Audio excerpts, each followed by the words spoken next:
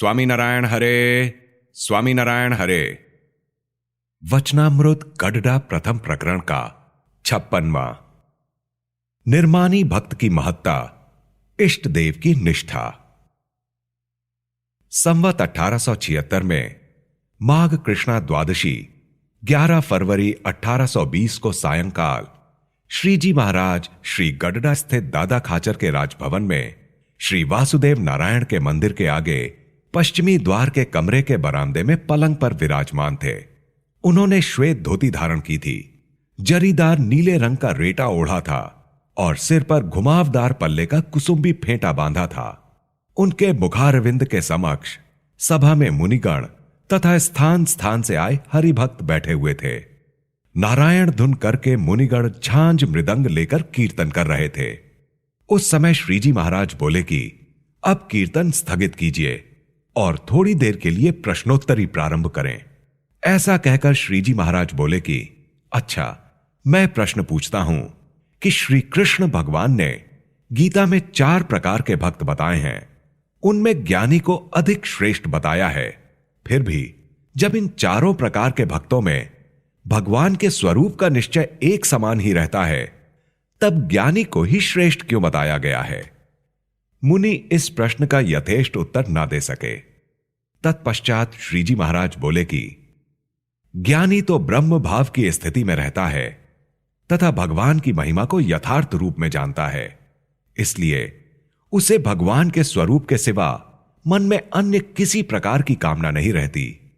किंतु 3 प्रकार के अन्य भक्तों को यद्यपि भगवान का निश्चय तो रहता है, फिर भी वे भगवान की महिमा यथार्थ रूप से नहीं जानते। अतः इनमें भगवान के अतिरिक्त अन्य कामनाएं बनी रहती हैं, इसलिए वे ज्ञानी के समान श्रेष्ठ नहीं हो सकते। अतः भगवान के भक्त के मन में भगवान के अतिरिक्त किसी अन्य वस्तु की कामना रहती है तो यह एक बड़ी कमी है। जिसमें किसी तरह की वासना ना हो और तीव्र वैराग्यवान हो, फिर भी वह वैराग्य के योग से अहंकार पूर्ण आचरण करता है, तो वह उसमें एक बड़ी कमी है। यदि कोई अत्यंत आत्मज्ञान अथवा भगवान में दृढ़ भक्ति होने के घमंड से गरीब हरिभक्त के प्रति नम्र व्यवहार नहीं करता अथवा उसके समक्ष विनयपूर्ण वचन नहीं बोलता, तो यह भी उसमें बड़ा दोष है। इस दोष के कारण उस हरिभक्त की निष्ठा वृद्धि नहीं पा सकती। जिस प्रकार संगत राश अर्थात भूमिगत जल विशेषज्ञ कुआं खोदता हो और नीचे के भाग में पत्थर की ध्वनि यदि कम सुनाई दे तो वह कहेगा कि पानी बहुत होगा, किंतु ऊपरी तौर पर खनकने वाले कठिन पत्थर हो और उसे काटते समय अर्थात हथौड़े की चोट के कारण अग्नि की चिंगारियां उड़ें, तो संगत राश यह कहेगा कि इस कुएं में पानी तो होगा लेकिन कम होगा। उसी प्रकार जो पुरुष ज्ञान, वैराग्य तथा भक्ति के घमंड से उन्मत्त रहता है, वह यद्यपि बड़ा तो कहलाता है, फिर भी उसमें निरभिमान भक्त के सदृश महान गुण नहीं रहते। इसलिए जो भगवान को प्रसन्न करने की इच्छा रखता हो, उसे ज्ञान, वैराग्य, भक्ति तथा किसी अन्य श्रेष्ठ गुण के रहने के अहंकार से उन्मत्त नहीं होना चाहिए। तभी उस पुरुष के हृदय में प्रकट प्रमाण श्री कृष्ण नारायण प्रसन्न होकर निवास करते हैं। यह सुनकर मुक्तानंद स्वामी ने पूछा कि हे महाराज, ज्ञान, वैराग्य, भक्ति तथा अन्य शुभ गुणों के योग से यदि अभिमान उत्पन्न हो जाए तो उसे किस उपाय द्वारा टालना चाहिए? तब श्रीजी महाराज ने कहा, भगवान के भक्तों के महात्म्य को जानकर स्वयं उन्हें नमस्कार करें और उनकी सेवा चाकरी करें। यदि हृदय में मान का कोई संकल्प उत्पन्न हो तो ऐसे विपरीत विचारों को पहचानने तथा आत्मविचार का बल रखें, तभी उसका मान मिट जाता है।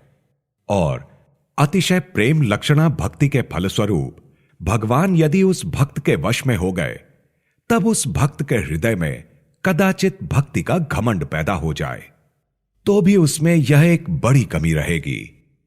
यदि आत्मज्ञान तथा वैराग्य का मान रहता है तो भी वह मान देहात्म बुद्धि को ही दृढ़ करता है।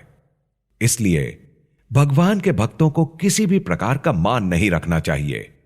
यही भगवान को प्रसन्न करने का उपाय है। जो अंतर्दृष्टि वाले भगवान के भक्त हों, वे यदि आत्मनिरीक्षण द्वारा अपने हृदय को टटोल कर देखेंगे तो उन्हें थोड़ा सा भी मान रहता होगा, तब उसके अंतःकरण में विराजमान भगवान की मूर्ति की दृष्टि कठोर दिखाई पड़ेगी। और जब उसे निर्माण भाव रहेगा, तब अपने हृदय में बसे भगवान की मूर्ति की दृष्टि अतिशय प्रसन्न प्रतीत होगी। इसीलिए भगवान के भक्तों को आत्मविचार का बल रखकर किसी भी प्रकार के मान को उत्पन्न होने का अवसर नहीं देना चाहिए। मान युक्त ज्ञान, वैराग्य और भक्ति मिलावट वाला स्वर्ण ही समझा जाएगा। जिस प्रकार सोने में मिलावट होने पर उसे 15 अंश का स्वर्ण कहते हैं, उससे अधिक मिलावट होने पर वह 12 अंश का, और उससे बहुत अधिक मिलावट होने पर 8 अंश वाला सोना कहा जाता है। उसी तरह उन भक्तों के ज्ञान, वैराग्य तथा भक्ति में जैसे जैसे अहंकार का मिश्रण अधिक होता जाएगा, वैसे वैसे ये तीनों सद्गुण कम होते जाएंगे। अतः मान रहित ज्ञान, वैराग्य और भक्ति 16 अंश वाले स्वर्ण के समान है, तथा मान युक्त लोगों में ये सद्गुण ऊपर से तो बहुत अच्छे दिखते हैं, किंतु ऐसे लोगों के अंतःकरण में अधिक बल नहीं होता है। जैसे एक दृष्टांत है कि जिस प्रकार 50 कोटि योजन पृथ्वी पूरे समुद्र, पर्वत तथा समस्त भूत प्राणी मात्र की आधार है, अतः बहुत बलिष्ठ दिखाई देती है, उससे भी अधिक जल है जो बहुत शक्तिशाली मालूम पड़ता है, क्योंकि उस जल में पृथ्वी कंडे की भांति तैरती रहती है और जल की अपेक्षा तेज में अधिक बल होने की प्रतीति होती है। तेज की अपेक्षा वायु में अधिक बल जान पड़ता है, किंतु आकाश में तो कुछ भी बल मालूम नहीं होता, फिर भी वह सबसे अधिक शक्तिशाली प्रतीत होता है, क्योंकि आकाश इन चारों का आधार रूप है। उसी प्रकार निर्मानी भक्त के ज्ञान, वैराग्य एवं भक्ति आकाश के समान बलवान है, जो ऊपर ऊपर से तो कुछ भी प्रतीत नहीं होता है, किंतु निर्मानी भक्त सबसे श्रेष्ठ है। जिस प्रकार बालक को किसी भी प्रकार के मान का संकल्प नहीं होता, उसी प्रकार साधु भी अपनी चाहे जितनी पूजा प्रतिष्ठा हो, परंतु उसे हमेशा बालक के समान मान रहित ही बरतना चाहिए।